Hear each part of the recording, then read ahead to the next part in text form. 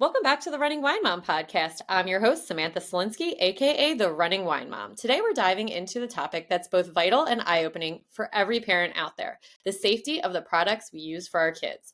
From baby walkers to water beads and even the sleep products we trust, there are hidden dangers lurking in the marketplace. But who's responsible for ensuring the safety of these items? And why do so many unsafe products still make it into our homes? To help us explore these questions, I'm thrilled to welcome Oriene Shin. Oriene is a manager of safety advocacy at Consumer Reports, where she works tirelessly to advocate for stronger safety regulations and corporate accountability. Her work sheds light on the alarming lack of oversight in product safety, especially online, and how parents can navigate these challenges. Without further ado, let's welcome Ori. Hi. Hey, it's really great to be here.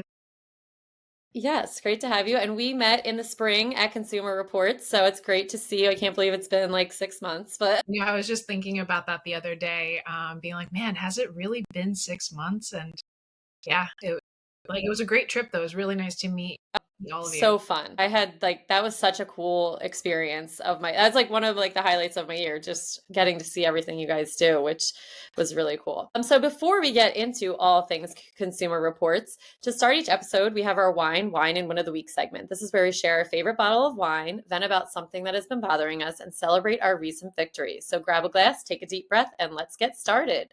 So, what is your WINE of the week? So right now I'm actually pregnant with my first kid. So right now I've been holding off. I do my first drink will be an IPA. I've already decided that. A very specific one, Maine Beer Company lunch. But right now, what I can drink, I've been pretty obsessed with trying to make a perfect cup of chai. So Ooh. trying to make it from scratch, and it's a lot of tinkering, but I think that's where I am right now. Love it. And I'm excited for you to have that first cocktail after baby is really such a special one. And I had my husband like sneak in prosecco to the delivery room, like well not delivery room, but the after room, and it was just so fun. I had the whole meat and cheese platter Yeah, too. I'm also, you know what, an Italian sub with it would be perfect. Yes. So what is your WHINE of the week? So I've been thinking a lot about this, and I think right now it's kind of like the distrust in data and evidence that we're seeing right now. Like people just not knowing who to believe or what to trust when it comes to safety information about food or products. Like there's a lot of, well, it's not being used right. That's why it's unsafe. And it's like, well, no, not really, because products can always be made safer. And Right. companies have that responsibility to do that. Yeah, the one thing that I never heard of the word survivor privilege before, but like it's something I think a lot that happens in the baby world, especially like with safe sleep, with using products, and people are like, oh, I used it for my baby. And think about our parents from the 80s, like they're like, yeah, you guys were fine. It's like, well, there's a lot of research that shows things could be better. Yeah. And I was actually thinking about that as I'm going through, getting advice from older generations and from others. And I'm just like, wait, would you use, like, I was born in the 80s. I was an 80s baby too. And I was like, would you have used information from the 40s to take care of me in the 80s? True. And we're kind of in that same situation where it's like, I don't know if I would use the same tips and tricks from the 80s because I've also Right. seen pictures of me in a crib and it's horrifying. Furs, blankets, stuffed animals everywhere on my stomach. Why wouldn't we follow where the science has led us till today? If in the 80s you weren't going to use something in the 40s, why should it be that, I should be just following what happened in the 80s now? Right. So true. It is. And it is something I was just even thinking of today, motherhood. Like you get so much advice, and my advice is just take what works for you and don't listen to anyone else. So what is your win of the week? My win of the week. So for me, the win is actually from a couple weeks ago, Okay. where we published this policy report about online marketplace accountability. And it came along with two consumer facing stories where we talked about how to keep yourself safe while shopping online, which I think is a perfect time right now, especially as we're entering the holiday season. And we know that online shopping is just such a dominant force of our lifestyle now. Like we're not really to brick and mortar as many brick and mortar stores anymore. So, we're shopping offline online, and so I'm really proud of the work that the team, myself and the team, put in to get this information out there, and so that we can now affect change, like from the government perspective and also from like a company perspective. Yeah, it's super important. And we will dive into a little bit more because the article that you sent me today, I was like really shocked about the accountability that these places don't have to take, which is wild to me. It's wild. It's wild to think what's going on right now, and people just assume things are safe, and we know people expect things to be safe, and that there is this assumption that if it's for sale, it must have been tested. And it's not true. So I always like to ask my guests, what's one significant challenge you've successfully navigated shaping your journey to where you are today? I think for me, being in kind of a high pressure nonprofit policy world, overcoming or working on overcoming imposter syndrome. There is a lot of, self-doubt. You're surrounded by brilliant people who can just do things so much faster and better, or you think faster and better than you. And not sure if I've successfully navigated it yet, but I'm definitely on the path to kind of just like recognize that, like I'm good at my job, and it's not imposter syndrome anymore. And like I worked hard for this, and that I deserve to be part of the conversation. I love that for you. That's amazing. Imposter syndrome is terrible. It's just like, and so many people have it, especially women. And so it's really good to just be like, you know what? Who cares? I'm doing the best I can. And that's definitely good enough and better Work than in a lot of progress people. for sure. Yeah. Years, but I mean, in this world, but I think now, work's getting recognized and people are seeing me as an expert. So it's a testament to what hard work and what like just perseverance and grit can get you. I love that. Thanks. All right. So the running wine mom, we start with a little fitness. What's your favorite way to stay active? So I have a puppy, so walks obviously because gotta get that energy out. Yeah. But I've also, since COVID, since like a couple of years ago, I've been a really regular goer of Orange Theory. So Mm-hmm. workouts, and I'm still going at 24 weeks. Trying to Yay. go every day, every other day, not every day. That would be Yeah. wild. And I'm really finding that weightlifting has been helpful, like for mental clarity, but also just like pregnancy's tough, and like there's a lot of limitations put on you. And so when you can still lift near to what you were lifting 6 months ago, Mm-hmm. it's definitely feels like a win. Yeah. And it is, I felt as though working out in pregnancy was such an empowering thing because so many people just say, like, oh, just take 9 months to like not do anything. And then you're like, well, I'm just going to go through the most difficult thing of my entire life. And then I need to recover from it. And I want to be the strongest that you can be. So it's such a good thing that you're doing for Yeah. yourself. And I feel for those who have a difficult pregnancy, like mine hasn't Mm-hmm. been too tough so far. And I totally understand that like I'm able to do this, but I'm Uh-huh. able to do it too. Yeah. It's been really amazing for my mental health too. Yeah. Which, speaking of mental health, how does maintaining your fitness routine kind of contribute to that mental health My part of mind your life? just like it's clarity. Like sometimes I'm just foggy, and Hmm. like going for a long walk, or like, going to the gym has helped like just clear my mind and just find I'm kind of like just not feeling foggy anymore. Is how I can say. Well, that's awesome. All right. So, next thing is parenthood, and you are expecting, which is so exciting. So, what were you least prepared for in pregnancy? And the pregnancy itself, man, it's not easy. Like you hear about all the jokes about swollen ankles and backaches, but it's so much more than that. And like it's constant. It's not like you have it and then it goes away completely. It's kind of like it's okay, so my back doesn't hurt as much today, but I have round ligament pains that are really frustrating. Or God, oh bringing man, me back. or your back, or you throw out your shoulder because your joints are all loosey goosey. And it's just kind of an experience that uh, I wasn't as prepared as I probably should have been, but more than halfway through, and I think I figured it out for the most part. That's We'll see awesome. what balls there are, though. I know. It's such like and it's such a unique experience for an individually unique experience because like my pregnancy was not going to be the same as yours. So even if you do prepare, I feel like you still can't be prepared, especially for the mental part of it where your hormones are just like you're just not yourself and then your body's not itself and it's a lot. Yeah. And it took about 23 weeks for me to feel baby, which is late. Hmm. Yeah. And so I learned a lot about why that is. So Yeah. it's a lot of learning. Yeah. So what do you hope your parenting style is? Or have you thought about that? I've been thinking a lot about this because I've been thinking back to like how I was raised and what I want to pull from that, what I don't. And Hmm. I think one of the things like my mom was a tiger mom, very, very much the immigrant mother who wanted the best for me, but it was a lot fear-based a lot of times. Hmm. And instead of fear-based, I want to be confidence building. And so like I want my kid to be, ambitious and go for what he wants.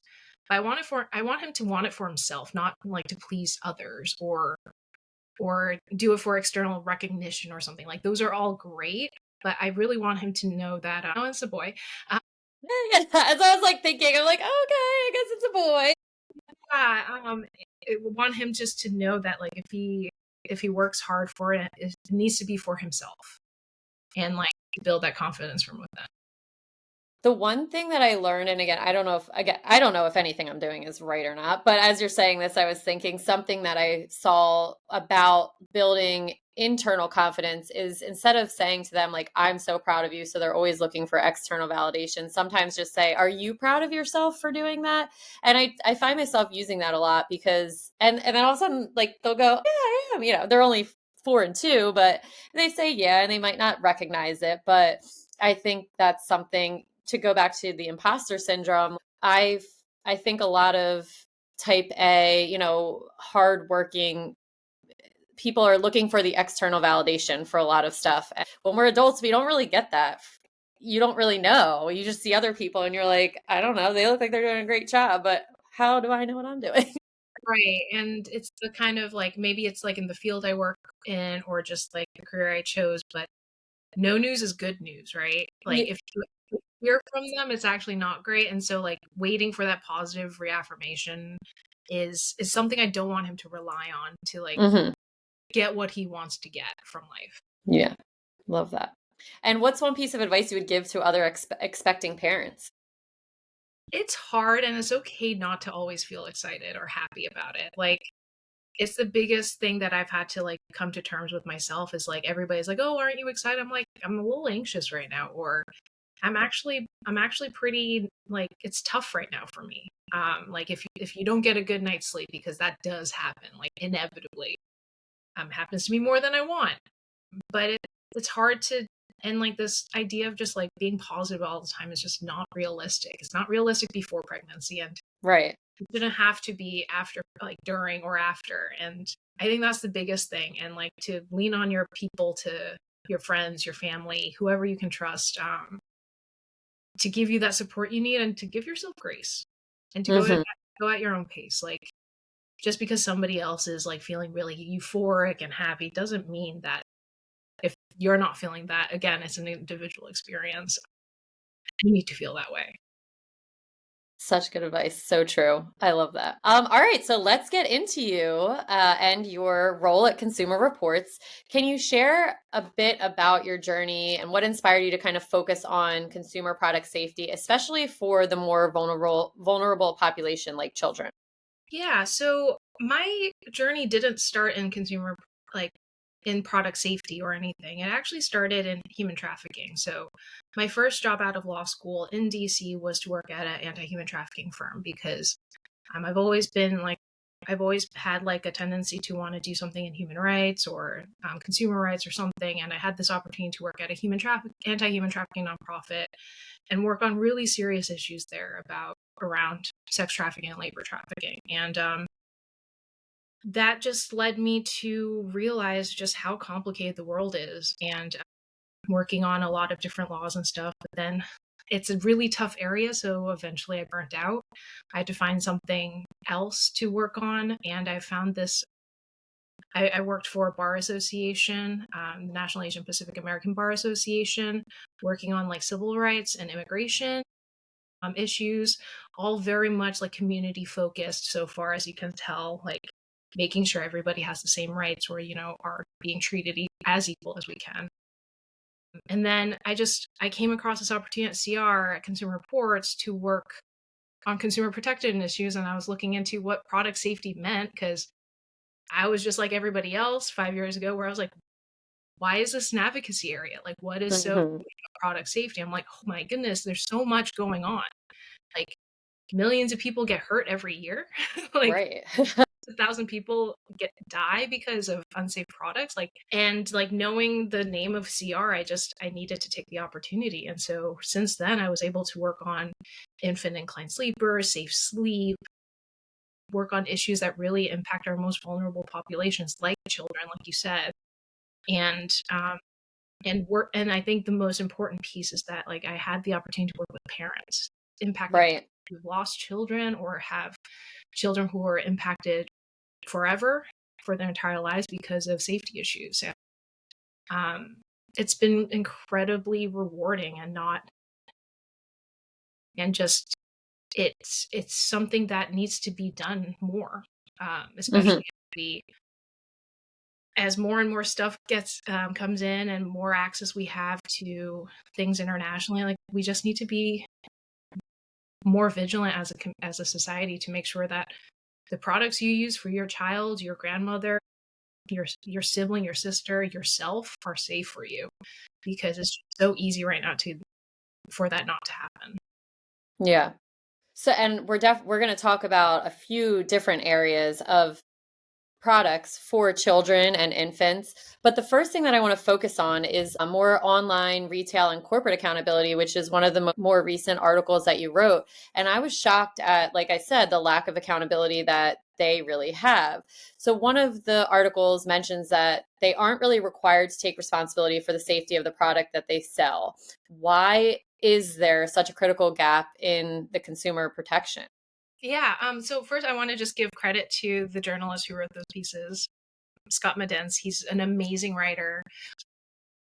Wrote the first one, and Alexandra Frost wrote the other one. And like, kudos to them to like really contextualize it for consumers. But really, the biggest impact right now is that a lot of our laws were written in the 70s and 80s or before.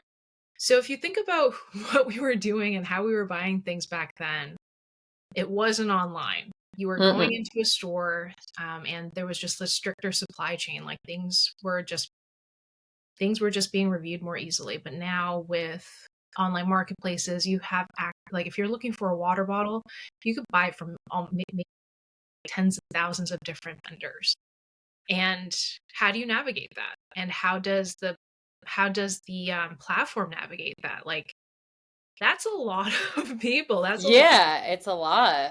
And without like regulations or laws right now to kind of tell them like how to go about it, and it's really up to each platform to a certain degree, especially when it comes to third party sellers. Now, if like the platform is selling it directly, like sold by Walmart or Amazon or Target, yeah, they're going to do their due diligence because they'll be on the hook for that. But if you buy something from a third party seller they host, so they're like once removed, it's not clear what should happen there. And so the guardrails aren't as strong, and the platforms are aware and they're working on it, but it's a big problem. It's a complicated problem that's international. Yeah. It's just so much more complicated than it was even 40 years ago. So what challenges do regulatory agencies like Consumer Product Safety Commission face when they're trying to enforce these safety standards with online platforms? First of all, the law's not clear. The law's ever, but I think what makes it really tough for regulators is that, especially the agency we're talking about, the Consumer Product Safety Commission, they are tiny. They're so small, and they have such a small budget. Like of all the public health and safety agencies that we have in the federal government, they are by far one of the smallest, if not the smallest. and they are tasked with the safety of, 15,000 different product categories.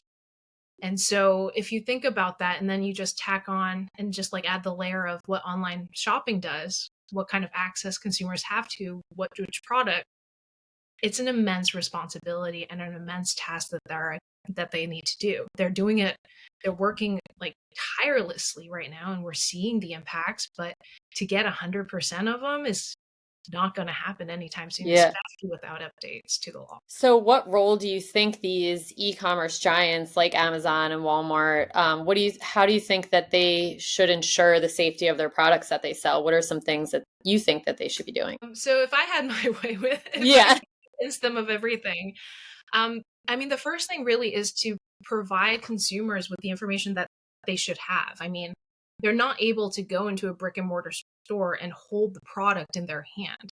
And so if they have fuzzy pictures even, or just like information that might not be accurate, who know, like, I'm not saying that they are, I'm just saying if they're not, it's tough for a consumer or for you and I to navigate that, like without holding in, seeing it in person. If we have just a couple fuzzy pictures, how do we know to trust what?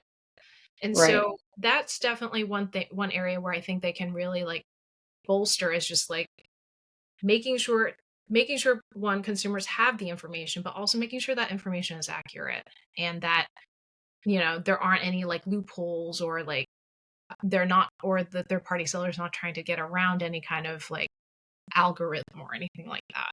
Yeah. And it's also just a matter of making sure that there's just better monitoring of vetting of who they're hosting, and Hmm. making sure that the products that they're selling like comply. Yeah. Making sure, especially when it comes to baby products, like that is the most terrifying thing to me, especially as an expectant mom. Like, I am trying to navigate the world right now, and it's hard when I know that like it's tough to trust it, like trust my eyes. Right. And so Yeah. platforms need to support that. Now, when we talked, I don't know if this would align properly. When we talked in May, I know that you had I think the water beads was like big within, the last time frame of, 6 months or so. And you guys had pressured online realtors to kind of remove some of those unsafe products. Has Consumer Reports can you share what you guys did with that, and if they've done anything else to pressure online realtors Yeah, to stop sure. Like selling this, safe products? yeah, and I was thinking about this because it actually goes back to when I first started at CR working on the Rock and Plan incline sleepers, because incline Hmm. sleepers was actually the first product I worked on and asking companies to address. Okay. So in November 2019, we actually I sent my first like round of letters on behalf of CR, asking them, like showing them the evidence, being like, this is why they're unsafe. This is how many infants tragically passed. And it was incredible to kind of just see that reaction, that like response, because they're like, oh, wow, okay, yeah, we see why.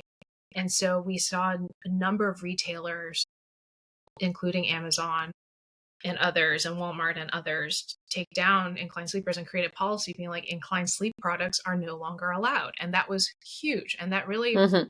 showed us the power of just like even just asking, Yeah. asking for something, like these big companies, tech platforms, marketplaces, like they want to do what's right. It's just a complicated world. And maybe some people have higher expectations than others. Some platforms have higher expectations than others, but in general, like I have to believe who's working there doesn't like wants what's best. And Right. No, I was going to say, like, hopefully you're hoping that the profit doesn't outweigh right, safety of newborns. exactly. And if they refuse or they're kind of reticent, it's just like, then we're gonna like turn it up a notch, and maybe we send out a petition and get consumers involved and see like and get like, I think we had a petition for infant inclined sleep products where we were asking the government to pass a regulation, and we got like 20,000 plus signatures Wow. from consumers to say, we want this is unsafe. And so we can also just like up the pressure when we need to. But I find that nowadays, especially as we're building these relationships, like with what, like, so inclined sleepers happened, and when we found out about water beads, we are like, hey friend at platform, Yeah. hey big. Uh, This is another one that we have concerns about. And so Right. we were able to talk it through with them, and thankfully a lot of them decided to pull them. That's awesome. And that's going to lead us right into the next topic of infant sleep safety, because that was something I still, even with my kids, like my daughter slept in our room for the first time like 2 weeks ago because she was scared, and it was like for half the night. And it was just something that I was like, okay, I was comfortable with this, but anything sleep related, I felt very hyper focused on. But we've really heard some shocking stories about dangerous infant sleep products, like, the incline sleepers. So can you explain, maybe, first of all, why are these products so harmful? So when we're talking about inclined products in general, it puts baby in a very, very unsafe position, like especially at a 30-degree angle. Baby's head, neck's not stiff yet, like neck's not strong enough to hold head yet. Head's bigger than rest of body. And so positional asphyxiation is the official term, the technical term, but it's really when baby's head like kind of slides down and they suffocate by themselves. Or these products sometimes have a lot of padding around their faces, and if their head turns, like rebreathing can happen, and that can cause issues and Hmm. suffocation that way. And then the surprising one for me when it came to inclined sleepers was that a lot of these had were angled and then were designed so that the feet like rested on the bottom. Okay. And babies' legs are actually stronger than most of the rest of the body, right? And so babies were actually able to push up, and if they weren't like strapped in right, they would turn. And so there were a lot of instances of babies found face down in the product because then they couldn't like turn back around. Right. And that's just a terrifying like mixture of like design and incline and things like that. But really that's why like the safe sleep guidelines of the American Academy of Pediatrics is so clear that it needs to be a firm, flat surface that's not Right. angled more than 10 degrees. Yeah. So even though we know all of the things that you just told us, why do unsafe products like the infant loungers remain available for purchase despite these risks? So infant loungers, they're not regulated, or they're Yeah. about to be regulated. So regulation was just finalized and approved like I think a month ago, not even. So it should go into effect next year, next spring. But the thing is that all of these like regulations or voluntary standards, they take a lot of time to create. There are a lot of interested parties involved, and to find what is safest versus, what could be best for a company, like that's the kind of like negotiations or discussions that have to continue, and it's not easy. It's not Hmm. easy to get these regulations or voluntary standards even in place. I mean, everybody's working tirelessly. Like, I appreciate the work that goes into it, but a lot of times the product will come first, and then there will be standards attached after. And so, if you Hmm. think about that, like when I first started, I was like, wait a minute. So a product could come online and be sold even before it was tested, but like, even before we knew it was safe.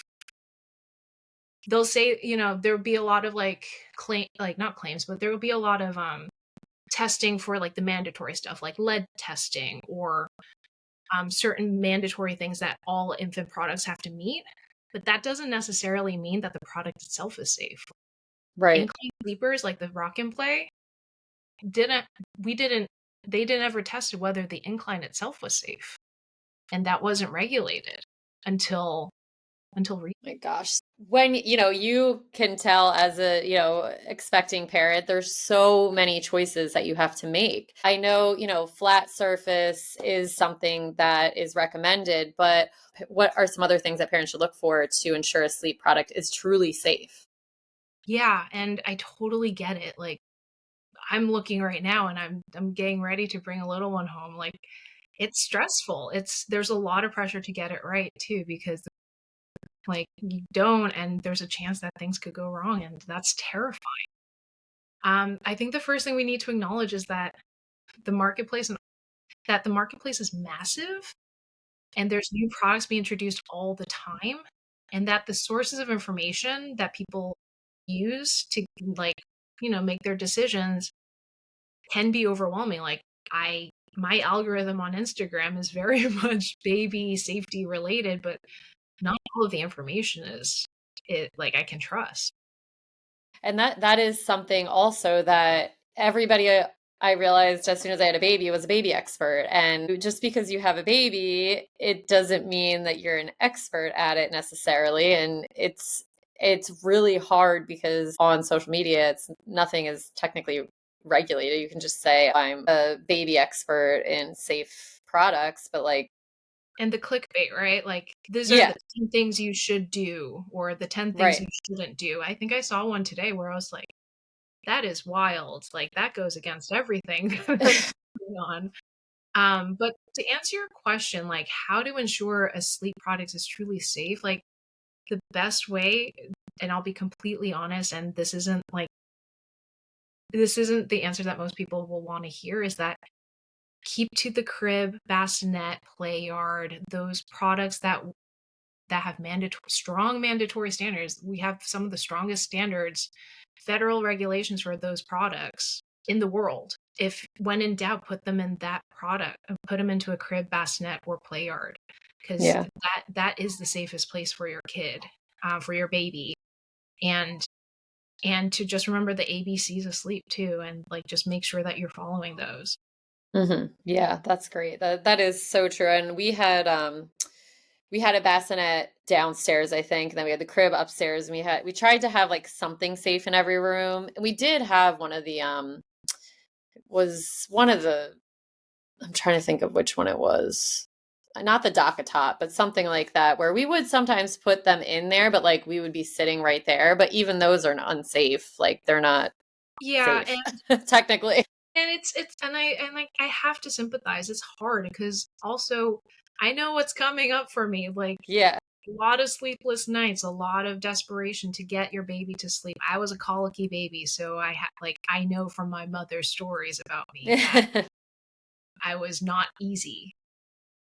But I think we just also need to remember that babies aren't supposed to sleep more than a couple hours. Right.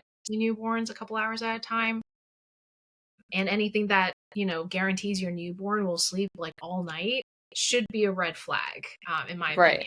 Like, not in my yeah, in my opinion, because that's not how newborns are supposed to develop, and Right. that's promising you'll get overnight sleep, you like, for your with your newborn is just that should be something you should second guess, as Right. a parent, I think. Yeah. No, I agree with that. So, from going to sleep to moving around, let's talk about baby walkers. Can you explain why these are particularly dangerous and maybe the types of injuries that are most commonly caused by using them? Yeah, so baby walkers have been around forever. I think I might have been in a baby walker. Yeah, I think so. I think. So these things are they put baby in a very they put them in a situation where they're wheeled first of all. So Yeah. an immobile child becomes very mobile, and I think there's a lot of underestimation on how fast that can actually be. And if you live in a multi-story home, that can be a little bit terrifying if y- y- the living room feeds into into stairs that go downstairs without any like door frame or anything. And so there are a lot of things to be concerned about, whether it's going too fast and hit like ramming into a sharp corner or a piece of furniture or a wall.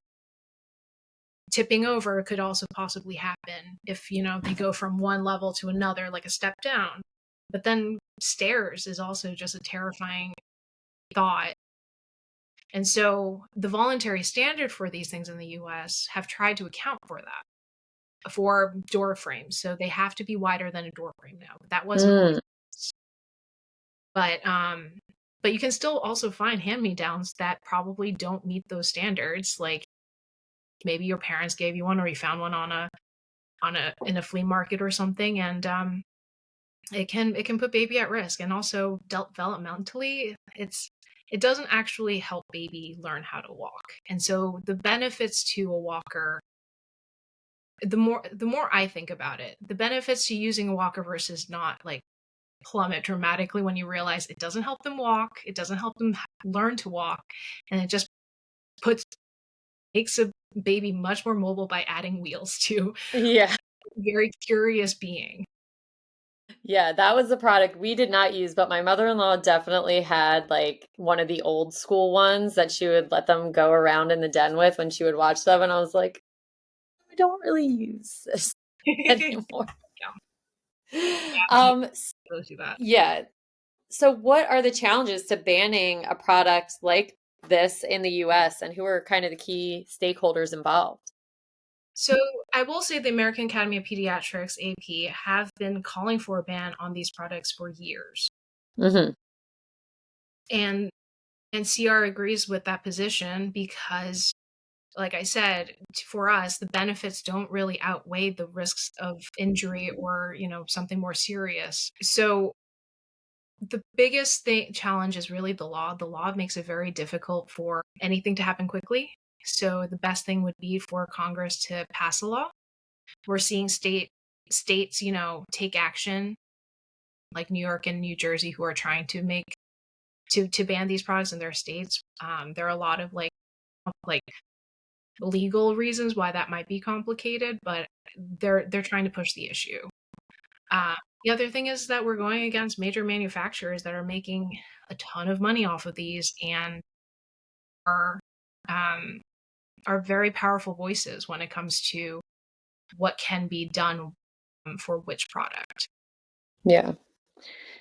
So to move on to things that maybe children a little bit older may use, and this was a topic that we got to talk about, was water beads. And when we met in the spring, we got to talk about the dangers associated with them. Can you kind of elaborate on these risks and why they're really so severe? Yeah, so thanks for raising water beads again. I've actually, so right now there's a proposed rule out there, and so I've been kind of reviewing materials, and I was just listening to some testimony of some impacted parents, and the dangers associated with these things can be life altering. It can create blockages in the GI tract and the intestines, aspiration. There are incidents where these little water beads get inhaled and then lodged into the lungs or inserted into any. Kids will be kids. They're gonna stick things into their ears, their nose. Yeah. And so when we're talking about things that are the size of a pinhole that then grow, and we're talking about little bodies, it's very different if I as an adult had a couple of these little pin size products and they grew. They're less of a risk to me than they are to a little body like like a 4 or 5 year old. And so we've seen a lot of internal blockages that happen where like they have to be surgically removed, which can be very, very which can Yeah. also lead to necrosis in certain situations where the bowel starts to die. Like there's just so many lifelong impacts that could happen when these products are ingested or inhaled. And it's really tough to make sure you've gotten every single one of these water beads because they come in thousands. You can buy them by the thousands or tens of thousands. And I don't know about you, but I'm not sitting around to count every single water bead. And they bounce when they're dry, especially. They're very bouncy and they can get stuck into little crevices, and it can be very tough to make sure that, like, maybe for your 6 or 7 year old who knows better, maybe they're safe. But if you have like a 3 year old, 4 year old who's still exploring with their mouths and you're trying to do everything right, as a lot of these parents have, they can still bounce around and they can still gain access to them. So it's really scary to think. Yeah. They also don't present like when there is a blockage, sometimes it just looks like a tummy ache or Yeah. something related, like a symptom that you attribute to something else less severe. And so it's tough to also find. Yeah.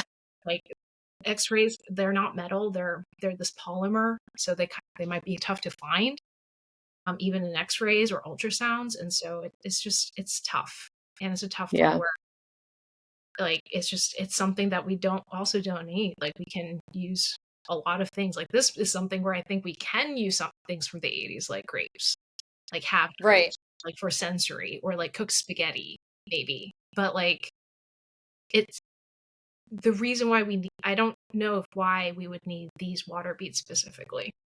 Yeah, I know. I still remember our conversation with it. And when this episode's out, I'll share the video that you had talking about it, which it was just, I never put the connection that if you swallowed it, it would do the same thing as if you put it in water, like duh. But Yeah.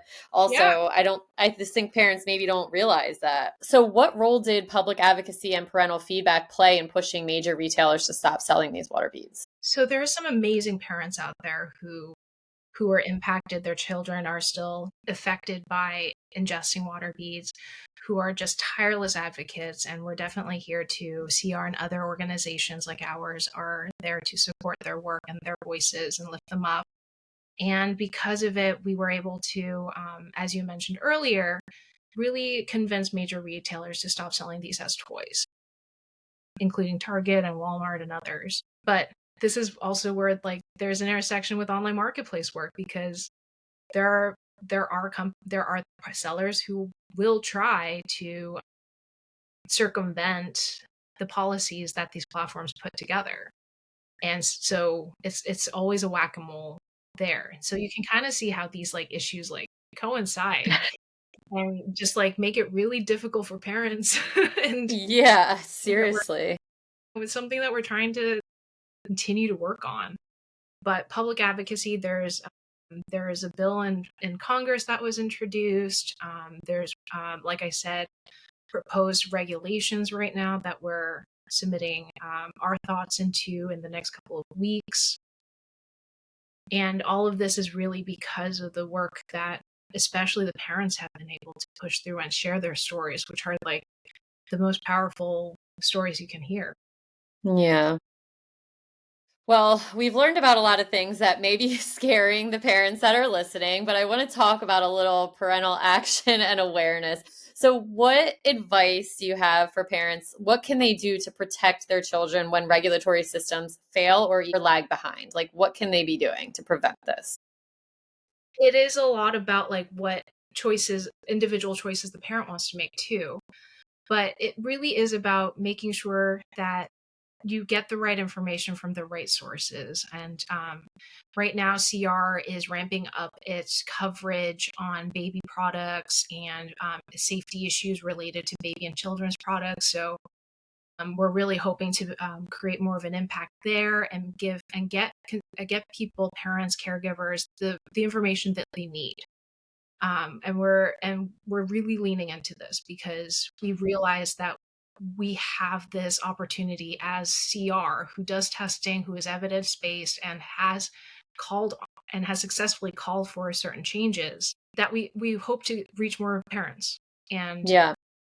give them a trusted source, because we know there's so many sources out there. Um, Another thing is really just to, if you feel like a lot of it is gut, and I think as parents or parents to be, we need to trust our gut more. If you just don't feel like, an incline is right, then trust that gut. Like, I know it might be easy for the first couple of nights where you get more sleep, but if you're not feeling easy about it, then like listen to that. So, if a parent does find that a product is unsafe, is there a way for them to report it or how does that work? Yeah. Yeah. So saferproducts.gov is the CPSC, the Consumer Product Safety Commission's reporting tool. And if you encounter, you know what, this product that I'm using for my kid isn't working properly, or like, I'm going to provide a very extreme, like non-true example here, but like this product threw my kid across the room, you can go to saferproducts.gov and report that. And so that's one way to make sure that you can let the regulators know what's going on, and letting your community know too that, you know what, like this happened to me, be on the lookout. And really this has to be a collective effort to make sure that we get the change that we want, because we're against some forces right now where like people, like they don't want change. Yeah.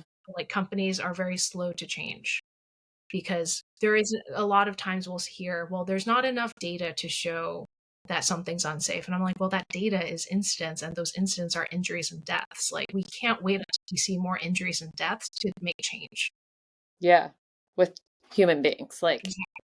one is enough, you know? Right. Exactly. Like, it might not be your baby, but it is somebody's baby, and that Mhm. family is changed forever. Yeah. And that's the type of situation we don't want to be in. So, besides Consumer Reports, is there any trusted resources or organizations that you would recommend for parents to look to stay informed about product safety issues? So, CPSC.gov, the Consumer Product Safety Commission website, provides provides information about recalls, as well as any warnings they have about safety. They also provide safety tips. There's other organizations like Charlie's House or Consumer Federation of America that are also working tirelessly on safety issues. For water bees, that water bee lady is an amazing resource. Ashley is an amazing advocate and has doing some incredible work driving that change. And yeah, CR, Yeah. consumerreports.org/babies will take you to our Okay. page for that. Yeah, I will link all that. All right, so let's talk about the future. Looking forward, what are some upcoming policy initiatives or advocacy efforts that you're most excited about that maybe aim to protect children from unsafe products? I'm really excited about this online marketplace work that we're driving right now. It's not just about, trying to change laws, but it's also trying to change company culture and policy. And so, like, we're also very much engaged with platforms to see what we can get done, even before laws can, because one way or another, the marketplace needs to be safer, and we have to be working really hard to get that done. Love that. Well, you've given us so much information. Is there anything maybe that we missed or an insight that you'd like to provide that we haven't covered before we wrap it up? I think this is a scary issue, and it can feel very serious, but understand that this is all information to make sure that you do the best that you can. And it's not about reaching the perfect. It's getting to it's progression. It's not about like getting everything perfect or anything like that. Yeah, that's amazing. I love that. That's a great way to end it. Thank you. All right. Yeah, you did great. That's going to bring us to the end of another episode of The Running Wine Mom. I want to give a huge thank you to Ori for joining us today and sharing her insights on product safety for our little ones. As parents, caregivers, and advocates, it's so important for us to stay informed about the products we bring into our homes and to speak up when we see opportunities for change. Remember, even small actions like sharing what you learned today can make a big difference. If you want to learn more about Ori's work or stay up to date with Consumer Reports advocacy efforts, I'll include some helpful links and resources in the show notes. And I even have a discount code that I will share in the show notes as well. And as always, if you enjoyed this episode, please consider subscribing, leaving a review, and sharing it. You can follow me on Instagram at @therunningwinemom_. And Ori, where can the listeners find you? Oh, you can find me at consumerreports.org/baby. Our advocacy also has an Instagram. CR also has an Instagram account, so follow us there. We always post information and safety tips there as well. So hope to see you there. Yeah, awesome. So thank you so much for joining me today. Remember, you are strong, you are capable, and you are all amazing. Until next time, keep running, keep sipping, and keep embracing the joy of motherhood. Cheers, and I will be back next Tuesday.